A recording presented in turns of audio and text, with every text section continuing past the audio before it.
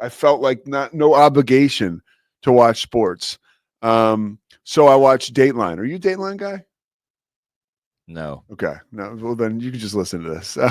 So I last night I was doing work. I have a basketball game this weekend, Arizona and Colorado. So I was actually I was like, let me take, because the game I was supposed to do tonight or last night got moved because of the snow and we got moved off it.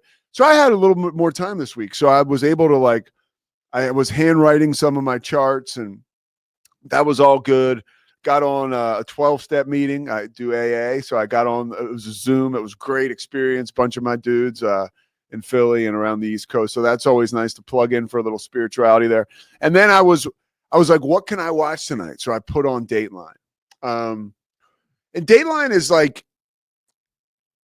it's like it's like a Texas A&M football season.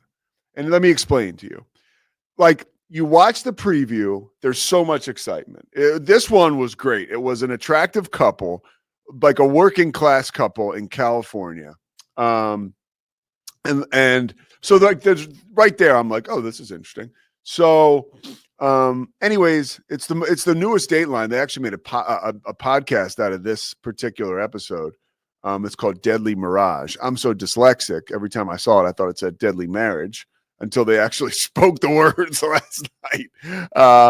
But it's so exciting. In the first 30 minutes, I'll say the first 10 minutes of this Dateline is so promising. They got my man Josh Mankiewicz doing this one. And, I appreciate that as a former news guy. I love seeing who these guys are that do these. Mankiewicz is one of the regular guys. I would compare him to you turn on the TV and there's Kevin Burkhardt calling a game. That's Mankiewicz. I would say Keith Morrison, when you turn on the TV and you hear his voice, that's like watching Joe Buck, or even, I'd take it back to Pat Summerall or Brent Musburger. That is the biggest game you could find, is when you get Keith Morrison on a game. You get Andrea Canning, who is kind of a young, not so much young anymore, actually, but she is newer on the scene as far as she's Dateline all the time now. She's one of their main players. So Canning, I would compare her almost honestly to let me see here. Andrea Canning, if I could compare her to a brother, she's not as accomplished or experienced as Mike Tirico with the big game all the time. She's certainly not Al Michaels. She's like a Joe Tessitore. Yes, she's like a Joe Tessitore. She's newer on the scene, has pop. Certainly I'm like, oh, Canning, okay. She's always got different stuff going on. My biggest gripe with her is she constantly does not dress for the occasion. She'll show up to a triple homicide walk through, when they re-walk the scene, and she's dressed in a skirt, and she's standing next to a Texas Ranger who's all geared up. It just doesn't look right. Give me some sneakers and some slacks, Canning. But that's an age-old problem I have.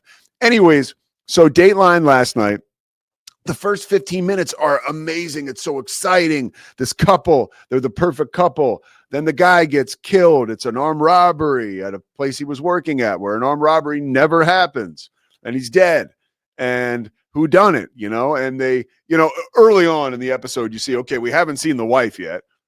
So clearly she's either a suspect or in prison and refused the interview. But the first 15 minutes are so scintillating and exciting. And then it gets stale. And then down the stretch, it's just all right, come on. Can we just finish this? Can we just wrap this season up so we can get another one going? It's like Texas A&M football. You get so excited. You come out of the gate. There's anticipation. And then you lose to Notre Dame in your opener, and the rest of the season you're oh man, can we just let's just wrap this up. This has been fun. You get flashes, but then ultimately it's So here's the question that will determine if it's actually anything like Texas A&M football.